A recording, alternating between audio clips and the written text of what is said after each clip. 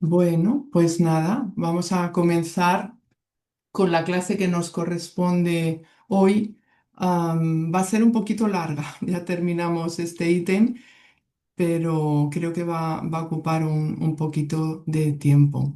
Bueno, continuamos con las preguntas que se encuentran en el ítem 2 dentro del capítulo 3 que estaba hablando del regreso de la vida material a la espiritual. Estamos en el libro segundo y tratando y abordando el mundo de los espíritus. La semana pasada, bueno, la última clase, estuvimos estudiando las preguntas 154, 155 y 156, que además, bueno, pues Valle nos las estuvo desarrollando perfectamente, hablando de una separación que todos experimentaremos.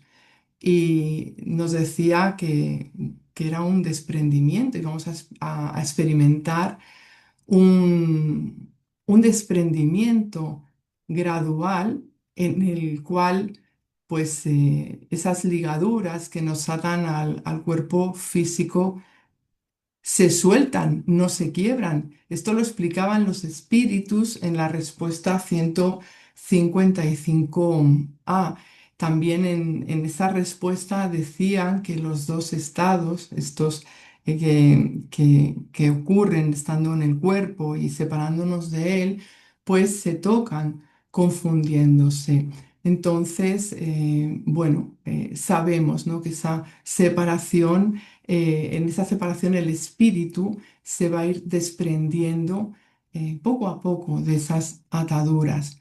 Vamos a ver una cosa en esta clase que nos puede y que a lo largo también del libro de los espíritus, de la propia obra de Kardec, de todas las obras, pues vamos a ver cómo los términos se confunden un poquito. Hoy lo vamos a comprobar, por ejemplo, con algún término que parece que contradice esta respuesta, la 155A. Por eso tenemos que dejar muy claro que esta separación es un proceso íntimo, nos lo comentaba Valle en la última clase, de cada individuo con sus particularidades.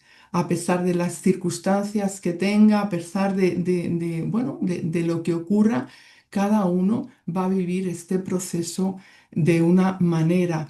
Se va a producir este desligamiento, respetando los pasos, aunque ya veremos cómo ocurren circunstancias pues repentinas, circunstancias que van a hacer tener al espíritu una percepción diferente, ¿no? Estos temas de los que estamos hablando en las últimas clases pues nos llevan inevitablemente al cielo y el infierno, y concretamente al capítulo que nos habla sobre la transición. Nos hace que busquemos un estudio pormenorizado, nos lleva a comprender la importancia del conocimiento sobre la vida espiritual, la importancia del periespíritu y cómo influye la identificación que tenga cada uno con la materia, con ese cuerpo carnal y con las pasiones que ha ido desarrollando, que ha ido dejando atrás o que se ha imantado a ellas durante la vida, para luego pues encontrarnos ante esa separación definitiva. Y estos son factores que van a influir muchísimo en cómo sea esta separación, esa identificación con nuestra realidad más grosera, quiero decir, más densa. Es para nosotros un reto a superar por la razón y la comprensión, porque si permanecemos en ella, en una imantación grande, va a resultar más difícil de operarse el proceso de desligamiento, precisamente por ese apego excesivo, porque apegos tenemos todos en este estado en el que estamos, lógicamente, pero un apego excesivo va a imantar el pensamiento a lo perecedero frente a la liberación propiciada por el entendimiento de la naturaleza del espíritu, por su papel tanto en la encarnación, en las reencarnaciones, como en el universo, siendo que teniendo esa conciencia de todo ese trabajo que requiere tener esa esa idea, ¿no? Esa visión de la vida futura, pues nos ayuda a vernos como seres inteligentes, sintientes y participantes en él. Entonces, todo aquello que nosotros vayamos adquiriendo, y hemos estado hablando toda la tarde de ello, nos prepara para esta separación, poniendo la vista en la inmortalidad del alma y lo que es el cuerpo, lo que significa el perispíritu y lo que significa todo lo que se abre ante nosotros, ¿no? Bueno, pues hoy vamos a ver, ya para terminar con este ítem 2, las preguntas de la 157 a la 162. Y bueno, he traído aquí un pequeñito resumen como índice, ¿no? de lo que dice cada pregunta. En la pregunta 157 nos vamos a centrar en lo que puede percibir, lo que se puede percibir en el proceso de la muerte. Si es esta una puerta abierta a lo que viene, entonces nos planteamos, se plantea la pregunta, ¿no? Y podemos ver qué nos espera. Se puede tener algo que nos indique, percibir algo que nos indique lo que nos espera. En la 158 se da un paso más y se pide esclarecimientos sobre la relación vida terrenal, muerte, nueva existencia. Y aquí toman como ejemplo el proceso de la oruga y la crisálida. La 159 preguntará por el despertar en el mundo de los espíritus. Y ya la 160 se interesará por los encuentros inmediatos en el otro lado de la vida. En la 161 es algo muy interesante porque, claro, vamos a mirar los procesos, pero ocurren a veces estas separaciones en casos de muerte violenta o accidental. Y la 162 trae, bueno, el ejemplo de la decapitación.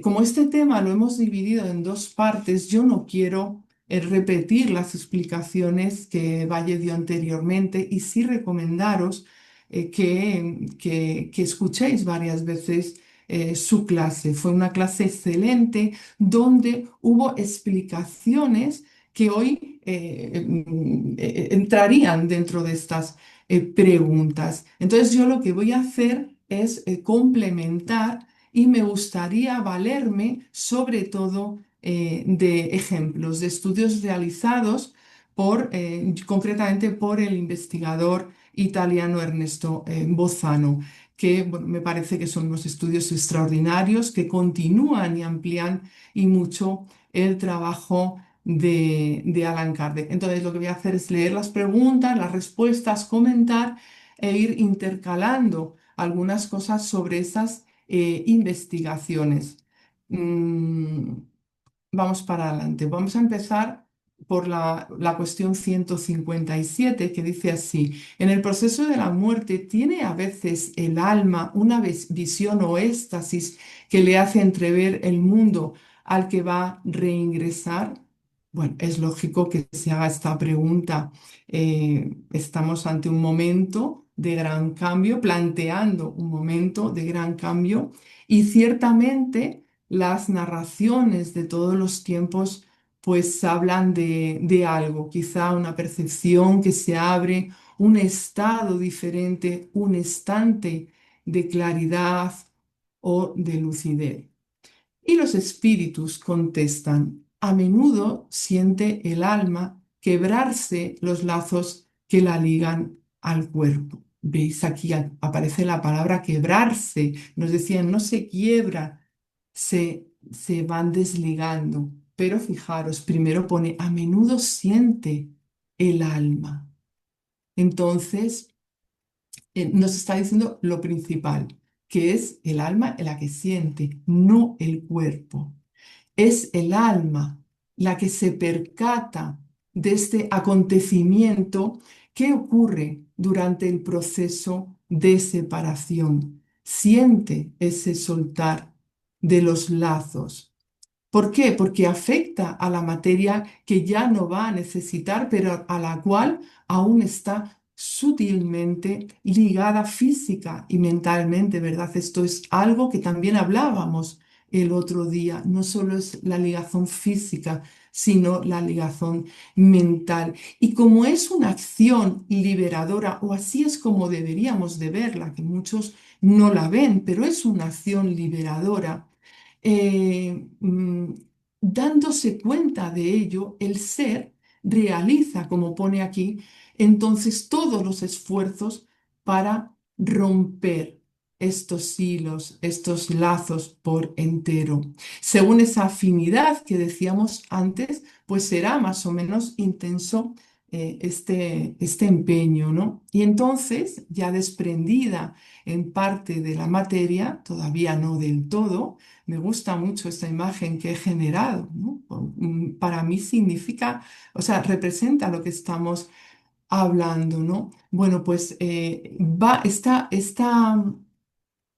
aunque todavía no se esté desprendido del todo, pues vamos a poder ver delante de nosotros en algunas ocasiones, como aquí dice, o a menudo, porque es lo que utilizan ellos, desarrollarse el porvenir y vamos a gozar si hemos tenido la preparación, la conciencia preparada, estamos preparados ya sabiendo que hay algo, pues vamos a ver cómo goza de antemano el estado del espíritu. Se está en un estado intermedio, estamos hablando de ese estado intermedio, pero que el ser mira hacia adelante, hacia esa atracción de lo que nos aguarda. La materia en realidad supone un obstáculo y esto lo hablan muchos espíritus, ¿no? Importante para los sentidos de lo que somos realmente, del espíritu. Una vez liberada el alma de esa materia, un mundo se abre ante uno. Entonces, fijaros, ¿no? Cómo sí podemos anticipar cuando hemos ido educando los sentidos del cuerpo y abriéndonos a los sentidos del espíritu. Pero esta desencarnación, y la palabra desencarnación también la estuvimos explicando, necesita ser total tanto en el aspecto material como en el mental. No debe de haber vínculos que enganchen. Entonces, como estamos diciendo, si se ha cuidado la persona encarnada, reencarnada, de vivir por anticipado esa vida del espíritu, ¿qué significa esto? Pues dedicándose a conocer lo que significa la vida con mayúscula, interesándose por la complejidad del ser, cultivando los valores imperecederos, ¿cómo no pensar que se vislumbra un porvenir, ese porvenir antes de la separación mismo, porque nos estamos educando para ello? Estamos colaborando con nuestro propio proceso estamos colaborando, estamos educándonos para ese proceso ante la separación del cuerpo físico, ante la separación que llamamos luego como resultado de la muerte, ¿no? Lo que produce ya lo que mucha gente denomina muerte y para nosotros pues es más vida. También comprendo la intención de esta cuestión porque resulta inquietante para muchos. Yo creo que no es el hecho de morir, porque ya sabemos nosotros que no morimos, sino, por lo menos a mí es algo que también me pienso en ello, ¿no? Sino la incertidumbre de este proceso, qué sentiremos, qué ocurrirá, cómo se percibe el irse, dónde nos encontraremos, qué podemos esperar, qué voy a ver. Y claro, los espíritus nos sintetizan esta respuesta porque estamos empezando un estudio de algo que se multiplica de manera exponencial. Como decimos siempre, cada persona significa una forma de vivir, de sentir, de morir. Y los hermanos espirituales, cuando narran sus experiencias, utilizan verbos según sean estas, ¿no? Según como lo sintieron. Fue liviano, se produjo un desligamiento suave, sentí que me arrebataban de mi cuerpo, cada uno conforme a la situación, a las circunstancias, al mayor o menor apego que tuvieron con ese cuerpo, lo que representaba para ellos. En todos los casos se trata de un proceso de liberación, aunque no se ha visto así por todos, pero es un proceso de liberación. Algunos se resisten y no ven más allá, otros colaboran, otros tienen un panorama difícil y otros pues pueden comprobar cómo se presenta ante sus ojos pues un anticipo de aquello que les aguarda y que les lleva a decir, Dios mío, gracias por esta liberación. Como llegado el momento, esta separación es inevitable, pues una vez está desprendida el alma de la materia pesada, la percepción, como estoy diciendo, variará según la conciencia que se tenga, el conocimiento de la continuidad de la vida, la preparación y los numerosos factores que influyen en esa visión del porvenir y del estado del espíritu. Por eso, cuando decimos que tenemos que estudiar profundamente, no es cosa baladíes, tenemos que trasladar todo este estudio para que sea beneficioso a todo nuestro recorrido como seres encarnados, como seres desencarnados. Mientras tanto, pues recordar una vez más que la sensación que el alma experimenta en semejante momento, pues estará en razón, lo repetimos, de la suma de los puntos de contacto que existe entre el cuerpo y el perispíritu, esa mayor o menor dificultad, esa lentitud que ofrece. La separación tiene que ver con ello. Y esto lo explicó Valle el otro día y solamente os voy a poner la diapositiva para que no, para que nos vayamos a esa lectura y recordarlo. Según esos puntos de conexión, bueno, pues va a ser más fácil, va a ser más calmado, se van a asistir incluso a momentos difíciles que atañen a nuestro cuerpo físico, ese que vamos dejando. Y por esto, por estas razones que tenemos en pantalla, también encontramos diferentes testimonios. Es absolutamente imposible traer todos los casos que hay muchísimos casos estudiados. Algunos casos también podríamos hablar de los que hemos encontrado en nuestras propias reuniones mediúnicas, porque en esas reuniones mediúnicas se relatan cómo se ha experimentado estos procesos, por supuesto en la obra de Kardec y en el libro que os traigo hoy de la crisis de la muerte según las descripciones de los difuntos comunicantes. En este libro, Bozano, en la segunda edición, ¿vale? Yo me voy a valer de la segunda edición que tiene 30 testimonios. Es una segunda edición revisada actualizada, porque en la primera, que es en la que se puede encontrar en PDF, yo no he encontrado la segunda en PDF, seguro que está, pero yo no la he encontrado. En la primera solamente vienen 17 casos. Yo estoy utilizando la segunda edición publicada por la Confederación Espiritista Argentina. Bueno, pues vamos a ir con la pregunta 158 y ya iremos hablando un poquito de estos casos.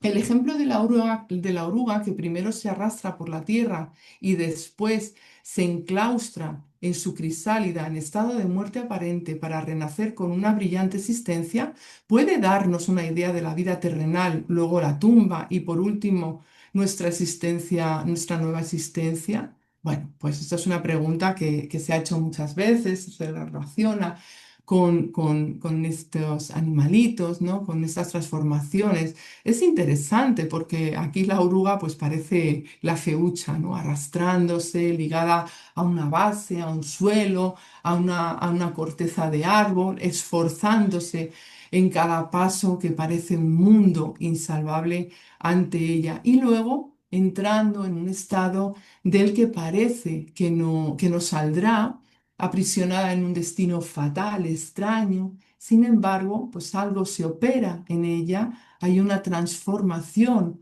un verdadero milagro que no lo es, sino que ejemplifica la naturaleza en acción y el resultado. Es una nueva oportunidad rasgando esa fina capa que le abre las puertas de la belleza del cielo, de la tierra, permitiéndole ir de aquí para allá, posándose, elevándose, viendo a su alrededor desde lo alto. Pese a esto, se queda corto porque la vida del espíritu tiene muchos factores. Por eso nos dicen una idea aproximada, la comparación es buena, pero no habría que tomarla al pie de la letra como con frecuencia hacéis, ¿no? Lógicamente, cada uno con sus circunstancias, mismo porque si tomamos este ejemplo, podremos observar que la transformación de las larvas, incluso, bueno, en estos insectos adultos, es un proceso fascinante que varía según la especie. Si indagamos un poquito, veremos que el tiempo necesario para que una oruga se convierta en mariposa va a oscilar en función de la especie, de las condiciones ambientales. Cada forma larvaria pues se va a adaptar a su estilo de vida, a su papel ecológico, en un, bueno, pues podríamos decir, numeroso catálogo de factores que influyen en la transformación. Todo es único en la naturaleza. Bueno, pues voy a empezar a traer algunos detalles relacionados con las preguntas que vamos a ver, ¿no? En relación a esta cuestión de la oruga, de la crisálida, pues me voy a ir al caso 7 en la primera edición, que sería el caso 9 en la segunda. Aquí, Bozano trae un acontecimiento que es publicado en el Live de 1922 en una serie de episodios que se recopilan y donde se habla de unos mensajes que recibe la señora Hog Hunter de su hermano que había fallecido pues, en la guerra, había sido afectado, ¿no? por las esquirlas de un obús. Y este espíritu narra en una primera comunicación cómo fue el momento fatal, con quienes se encontró. En una segunda comunicación añadió muchos detalles acerca del instante de la muerte. Es muy interesante todo lo que nos dicen nuestros hermanos porque hablan de su experiencia. Pero yo voy a traer lo que el espíritu guía de la medium, o sea, la hermana del soldado difunto, proporciona dando aclaraciones que ella había pedido. Y entre ella encontramos cómo apoya la idea de la oruga, centrándose en el cambio que se produce en el ser y trayendo pues algunas cuestiones que son bastante interesantes. Y este espíritu dice, la crisis de la muerte es intrínsecamente la misma para todos, pero en el caso de un soldado muerto del que está hablando casi fulminantemente, las cosas difieren un poco, aunque no demasiado. Esto va a responder a una de las preguntas siguientes. Todo se va uniendo en estos testimonios. Cuando ha llegado el instante fatal, el cuerpo etérico que se haya compenetrado con el cuerpo carnal comienza gradualmente a libertarse a medida que la vitalidad se retira de este último. ¿Quién no ha visto una mariposa emerger de su crisálida? Pues bien, el proceso es análogo. Aquí se refiere, ¿no?, a este instante, a este momento. Apenas el cuerpo etérico se ha liberado, el cuerpo carnal apenas el cuerpo etérico se ha liberado del cuerpo carnal, intervienen otros espíritus para ayudar al espíritu recién desencarnado. De nuevo, otra respuesta que veremos. Se trata de un nacimiento, en todo análogo al nacimiento de un bebé en el ambiente terrenal, de modo que también el espíritu neonato tiene necesidad de ayuda.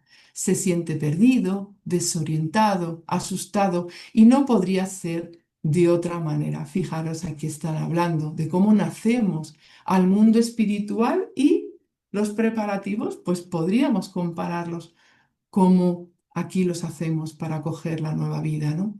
Casi siempre cree que está soñando. Ahora bien, nuestra primera tarea consiste en convencerle de que está muerto y para eso se elige además a los familiares del recién llegado, aunque con frecuencia eso no sirve más que para que el difunto confirme la idea de que está soñando. También vamos a ver luego un ejemplo que habla de esto. Entonces, durante la vida en el cuerpo, todo cuenta en nuestro haber, como estamos diciendo desde el primer momento, y es un factor importante en el despertar a la nueva vida espiritual. Y esto, pues, lo van a contemplar en la siguiente pregunta. ¿Qué sensación experimenta el alma en el instante en que vuelve en sí en el mundo de los espíritus? Ello depende. Si practicaste el mal con el deseo de realizarlo, te sientes en el primer momento muy avergonzado de haberlo hecho. Pero es muy diferente para el justo. El alma del justo está como aliviada de un gran peso porque no teme ninguna mirada escrutadora. Bueno, pienso que esta respuesta la podemos entender perfectamente. Em, Se abre mucho más la puerta a la conciencia del ser y uno se replantea las cosas al ver que nada proveniente de nuestro interior termina con la muerte, ¿no? Las sensaciones ante ello pues estarán en proporción de su capacidad, de la capacidad de introspección, de abrir los ojos del espíritu y de afrontar las consecuencias. Para mí es muy importante la referencia que hace al temor. Cuando hemos trabajado la fe razonada, la responsabilidad de los actos en la vida, pues somos capaces de asimilar el amor de Dios y no el juicio de los que inculpan y condenan, porque se asume la labor purificante de la conciencia propia. Por eso esa imagen que he generado me ha gustado mucho. Es como tengo una tranquilidad de espíritu, ¿no? Tengo una tranquilidad, yo acojo todo aquello que venga. La confianza en Dios es fundamental aquí, pero basada en toda esa preparación.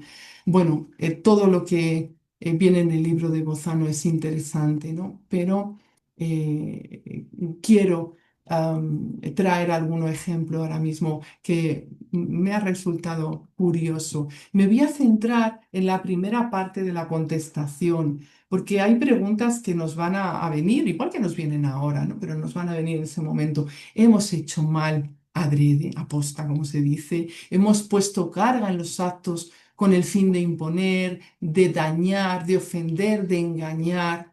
El orgullo asomaba por encima del otro. Entonces, si todas esas preguntas no las hacemos, seguramente pues sí que nos asalte un poquito de vergüenza. Yo quiero traeros este caso que es algo curioso, sobre todo por los protagonistas, ¿no?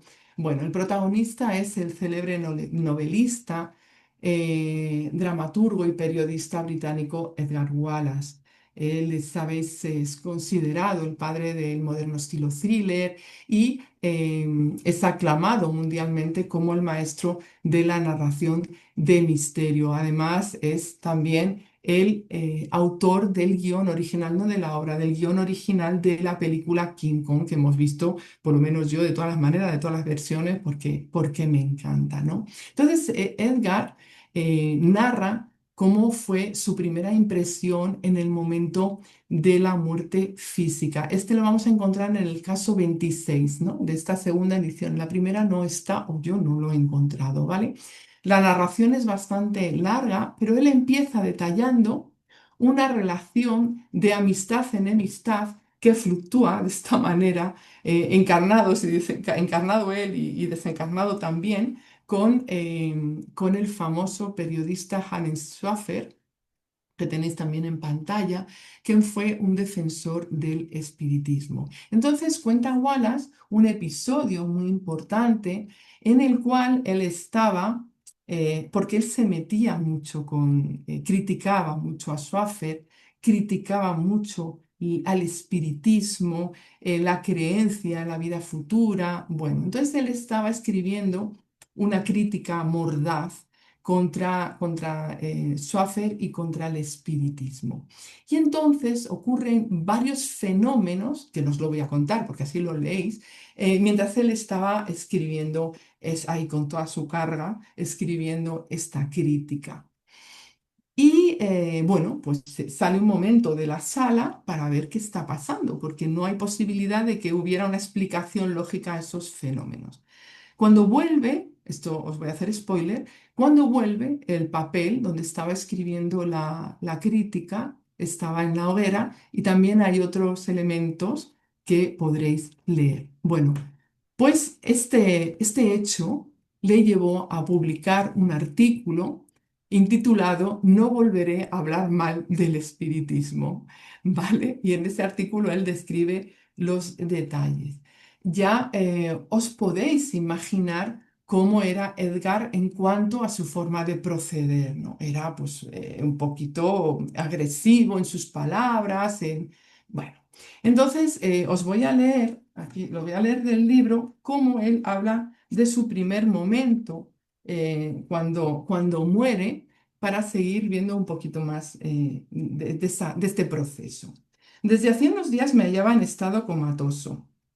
No obstante, distinguía vagamente a las personas que me rodeaban, pero no podía ni hablar ni moverme. Me sorprendía verlas más o menos consternadas y me preguntaba de qué dependería tal actitud. Claro, él no se plantea que cuando uno se muere hubiera nada. Entonces, pues claro, él se sigue viendo ya muerto, ¿no? Finalmente alcancé a moverme. Logré ponerme de pie, pero ninguno de los presentes pareció darse cuenta, aunque eran muchos, entre ellos mi secretario y el camarero. La cosa me pareció extraña e inexplicable. Mientras así pensaba, vi a mi camarero que atravesando la habitación se había detenido para mirar melancólicamente dentro de una caja alargada que parecía un ataúd.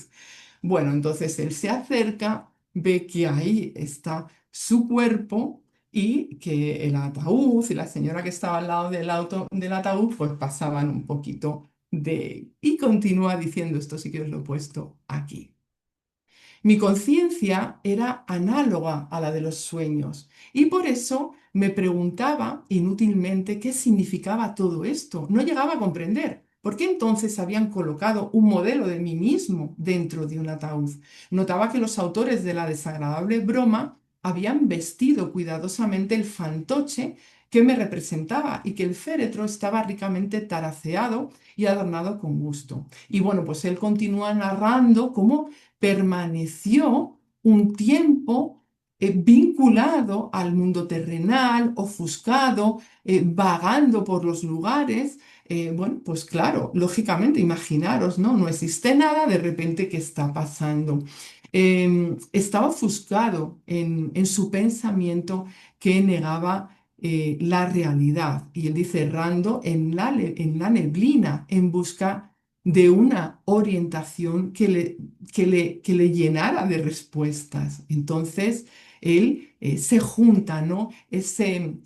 vamos a decir, ese comportamiento que no es que niegue, sino que encima ataca a lo que niega, a los que hablan de esa vida futura y a todo se ve, ¿no? En esas ideas que no van más allá. Finalmente, llegó también para mí el momento en que las condiciones de ofuscación mental se fueron lentamente disipando y entonces empecé a entender que había abandonado para siempre el mundo de los vivos, aquel bello mundo mío que no deseaba nada abandonar y en el que estaba todo lo que me podía satisfacer y hacerme feliz. O sea, me identifico totalmente con la materia, con las pasiones y con todo lo que ocurre en este mundo que percibo. Pero ahora ya, claro, es que resulta que estoy percibiéndolo y resulta que ha pasado. Bueno, él explica cómo fue saliendo de ese estado de incertidumbre, de desesperación,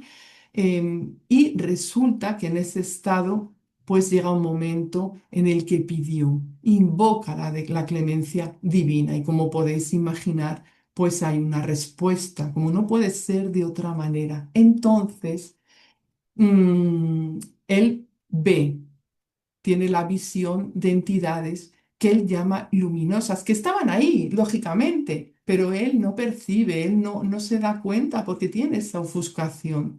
Y esas entidades luminosas dice que son difuntos que conocía como precursores que se habían consagrado a la difusión de una nueva gran fe, aquella que tanta había denigrado en vida. Y uno de ellos nos cuenta Edgar que era William Steig, al que él se refiere como el gran apóstol del espiritismo. William Steig Thomas fue también periodista, fue editor, fue espiritista, era británico, fue pionero del periodismo de investigación y desde luego fue una de las figuras más controvertidas dentro del periodismo británico de la era victoriana y como sabemos bueno, murió en el hundimiento del Titanic. Y se le presentan estos espíritas, estos espíritus luminosos que, fijaros, ¿no? Se le presentan a aquellos a los que había combatido. Y le dice, ¿no? Le dice, que entre otras cosas lo que tiene que hacer es prepararse para volver y para anunciar a todo el mundo la supervivencia humana, que es demostrable sobre la base de los hechos y que tiene que transmitir que la muerte es una fuerza por medio de la cual el cuerpo carnal se separa del cuerpo espiritual y en el que está inmanente un cerebro etérico preservador de todas las facultades inherentes al intelecto humano. Fijaros la cantidad de oportunidades. Él tiene talento, él tiene capacidad, él niega las cosas, las combate. Cuando se muere, aprende y se le está diciendo, ahora basta, te estamos hablando de la vuelta al cuerpo, de la vuelta a la tierra, y ahí toma otra actitud. Wallace tuvo en vida una actitud contraria de ataque a lo que representaba la vida más allá de la materia y consecuentemente sus percepciones recibieron un impacto. De alguna manera se sintió avergonzado, como nos dijeron, por su actitud, pero por supuesto no le faltó la ayuda espiritual y se abrió ante él un campo inmenso de trabajo. Bueno, también voy a contaros rápidamente otro caso bueno, de un joven de un hombre que muere en un accidente, después es joven, dicen, después de una corta existencia, después de una vida que se define como disipación, aunque no se habla de que fuera una persona mala, ¿no? Y entonces, esta persona se manifestó sucesivamente por las mediunidades de Miss Aimee Early y de Miss Florence Dismore. De estas narraciones del espíritu resulta un libro que lleva por título The Progression of Marmaduke. Y el espíritu relata en él su historia, pues su historia mundana, las circunstancias de su muerte, las vicisitudes de su propia separación. También habla de este sentimiento de vergüenza. También habla de la generosa intervención de un amigo muerto al que había ofendido profundamente en vida y las felices consecuencias de su sincero arrepentimiento que le había semiabierto la vía de la redención. Por eso lleva este título. Pero a pesar de narrar su muerte y lo que siente en una tremenda confusión que dura tiempo, el joven comienza su mensaje diciendo que cuántas cosas nos quedan a todos por desaprender en la nueva existencia, ¿no? Em, y se plantea cómo hacer para redimirse. Él piensa que es muy tarde para él. Sin embargo, vienen hacia él espíritus generosos que le reconfortan, abriéndole el corazón a la esperanza de que también para él será un día realidad esa visión espiritual, la audición de las armonías celestiales. Y él dice, que después de todo ese aprendizaje no se siente egoísta, experimenta una viva simpatía hacia los demás, pero que realmente se le aplica un trato que puede llamar drástico, pero muy necesario para su aprendizaje. Él narra cómo murió aplastado por una piedra, se despierta en unas profundas tinieblas, muchas veces pidiendo el querer morir, pero no podía morir porque, claro, ya estaba muerto, pero no tenía la claridad. Entonces, todo esto, todos estos testimonios nos hablan de que los infiernos son mentales, ¿no? Todo aquello que no hemos trabajado aquí se van a convertir en miedos, en incertidumbre, en ofuscación, y son esos infiernos, pero jamás nos olvidemos que la ayuda, la misericordia divina va a estar presente. Pero para él el tiempo pasó y apenas se convenció de que estaba muerto, las cosas cambiaron porque vuelta otra vez a esta situación, vio espíritus prestos a ayudarles, algunos de los cuales pues él había ofendido mucho en vida. Y el investigador italiano pues nos cuenta esto, nos da una explicación de todo ello. Como se entiende por el caso anterior, que concuerda con los otros del mismo tipo, los sufrimientos expiatorios que afligirían a los réprobos resultarían predominantemente de orden moral y en un primer momento consistirían en toda clase de arrepentimientos y anhelos insatisfechos e inextinguibles. Claro, nos cuentan, parece que no van a salir de ahí. En un segundo momento, en todo tipo de remordimientos demoledores. Y al iniciarse en un espíritu del réprobo, la crisis de los remordimientos, esta marcaría el primer paso en el camino de la redención. Dicha crisis, a veces muy larga y terrible, nadie podrá ahorrársela al espíritu, ya que sólo a través de ella su cuerpo etérico alcanzaría a limpiarse de los fluidos impuros, lo pone todo en comillas, acumulados como consecuencias de la repercusión vibratoria ejercida sobre su delicado conjunto por la conducta innoble o indigna del espíritu mismo durante la existencia terrenal. Y de la misma manera que esos fluidos impuros habían fatalmente por la ley de afinidad forzado al espíritu a gravitar hacia las regiones infernales, mentales, también como efecto del lavado depurador operado por la crisis de los remordimientos, su cuerpo etérico, vuelto más ligero, se elevaría y gravitaría por la ley de afinidad hacia la esfera espiritual inmediatamente superior.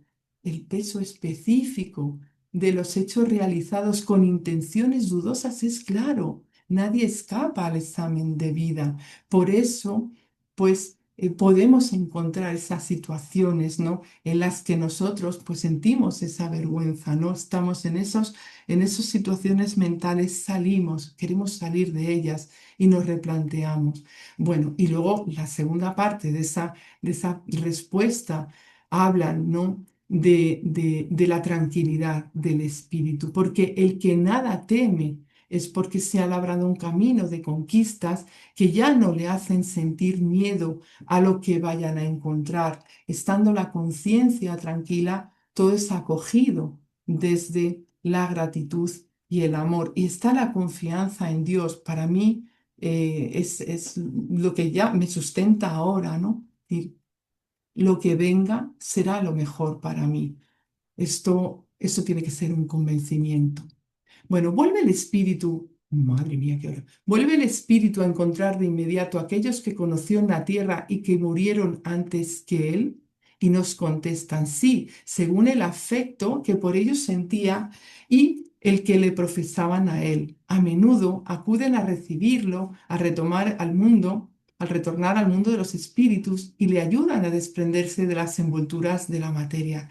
No solamente están ahí, por eso es tan importante cultivar las amistades, los amores, las buenas relaciones en el mundo físico, en el mundo espiritual, sino que nos van a ayudar en ese proceso de la separación.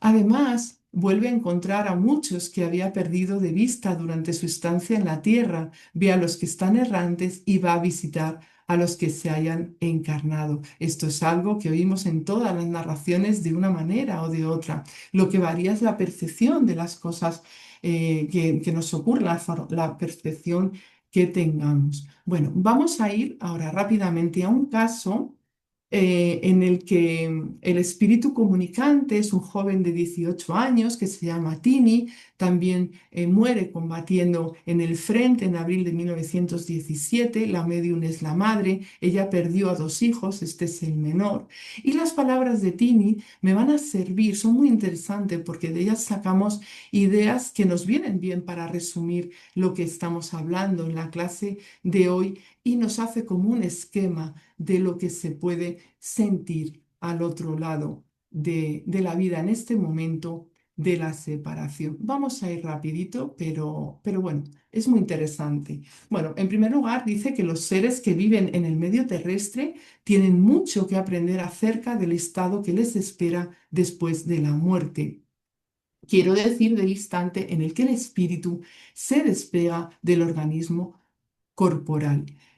Evidentemente nos dice que no habrá dos espíritus desencarnados que tengan que pasar por la misma experiencia al respecto. Claro, esto es así. No hay dos individualidades que sientan, que actúen igual en el cuerpo físico. Entonces, todo aquello se deduce que ocurrirá igualmente cuando estamos en el mundo espiritual. Estas variadas experiencias representan una circunstancia común. A pesar de que cada uno tengamos nuestras particularidades, ocurre algo que, bueno, él presenta como algo que afecta a los seres que vuelven al plano espiritual. La de que los espíritus creen en un principio estar todavía entre los vivos y los que atravesaron una agonía de sufrimientos quedan profundamente sorprendidos de encontrarse curados de repente. Tal es la alegría experimentada que puede ser esta la impresión más fuerte que sucede a la crisis de la muerte. Fijaros, ¿no? Claro, o sea, la primera sorpresa es, mm, estoy sintiendo, estoy pensando, estoy analizando, estoy viendo, estoy vivo.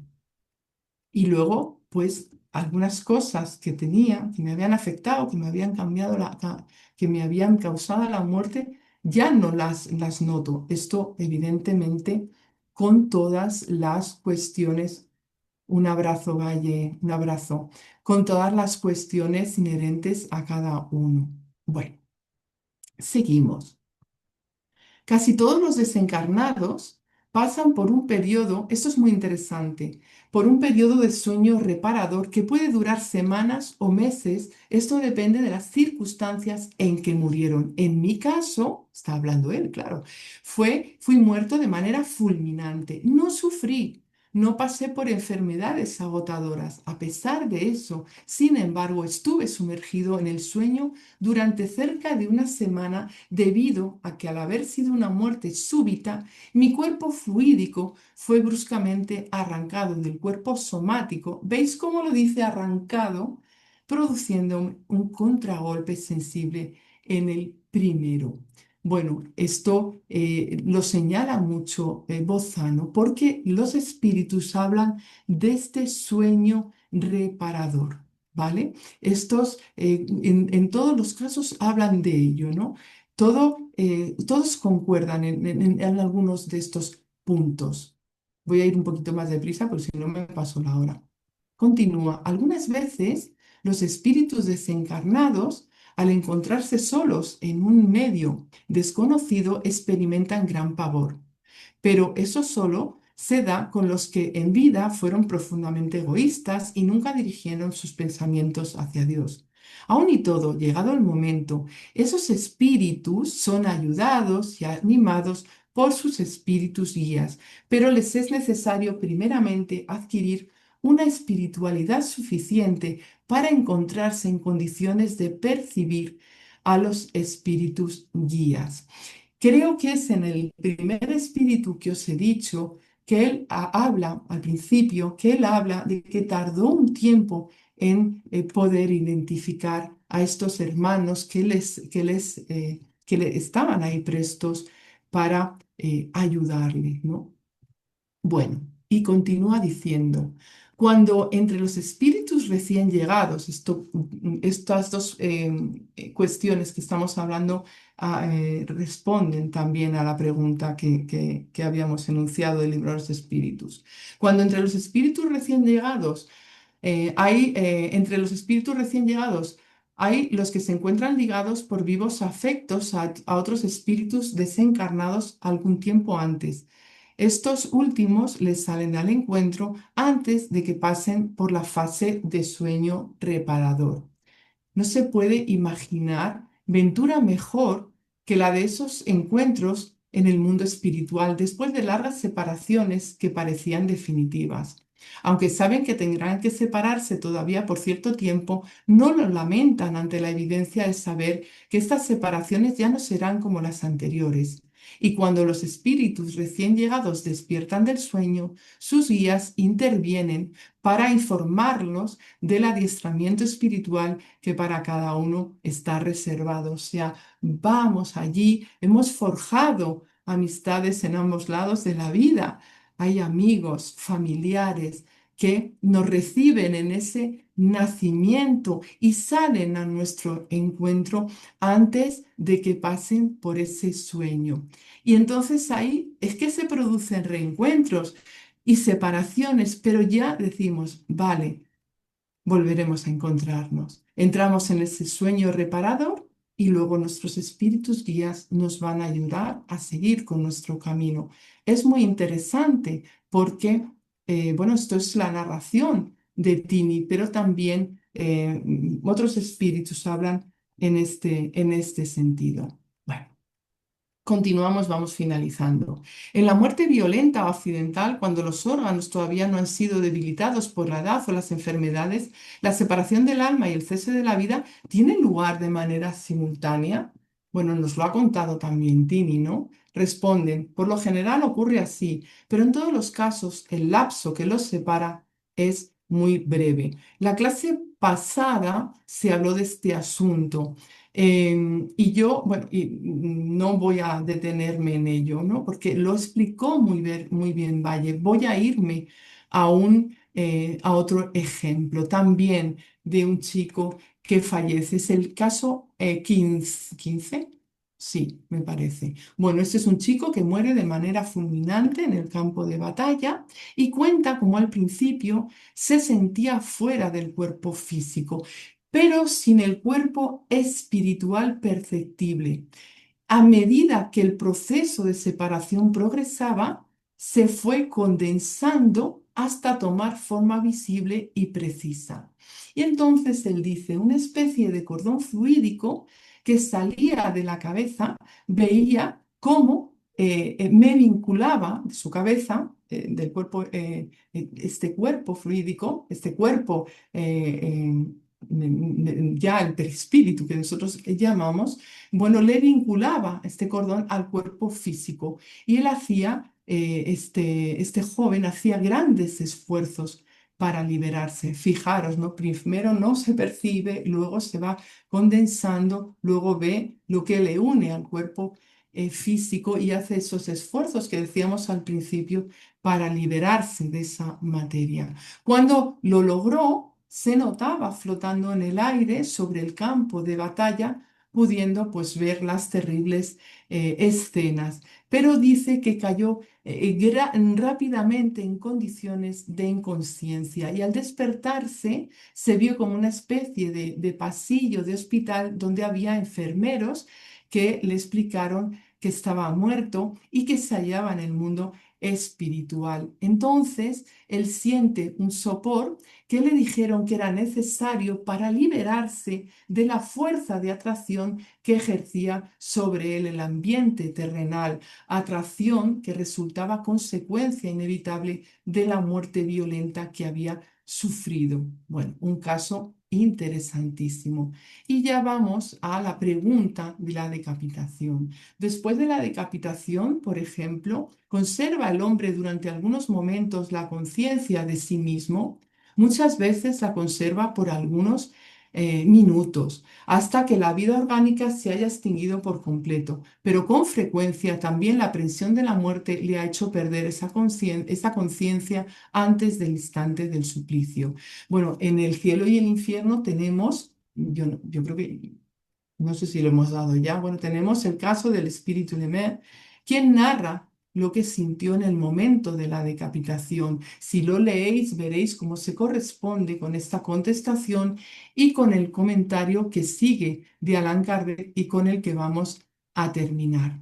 Se trata aquí de la conciencia que el condenado puede tener de sí mismo como hombre y por intermedio de los órganos, y no en cuanto espíritu. Si no perdió esa conciencia antes del suplicio, puede pues conservarla unos pocos instantes, pero que son muy breves, y la conciencia cesa por fuerza con la vida orgánica del cerebro, lo que no implica por ello que el perispíritu se haya desprendido por completo del cuerpo. Antes, al contrario, en todos los casos de muerte violenta, cuando ésta no es producida por la extinción gradual de las energías vitales, los lazos que unen al cuerpo con el perispíritu son más tenaces y el desprendimiento completo se opera con mayor lentitud. Bueno, me he saltado algunas cosas, porque si no, no llegaba a la hora, bueno, me pasaba de la hora, pero tenemos que concluir, ¿no? No sabemos cuándo llegará nuestro momento. Mientras tanto, pues está en nuestras manos hacer que el tiempo en la carne sea productivo, nuestras obras dignas eh, tienen que hablar por nosotros. Tenemos que educar el pensamiento para viajar a las alturas, dejando aquí los pesados fardos tan limitantes. Estemos entonces preparados para esa separación de tal manera que nosotros mismos colaboremos, como en la imagen esta que he puesto, ¿no? De la chica desligando, en el soltar de los lazos que nos permitirán volar hacia el espacio, hacia ese mundo invisible a los ojos densos y de auténtica belleza a los ojos limpios del alma. Bueno, pues hasta aquí esta clase de hoy. Y el próximo día dedicaremos una clase para preguntas, para reflexiones sobre esta separación. Pues muchas gracias por escucharme.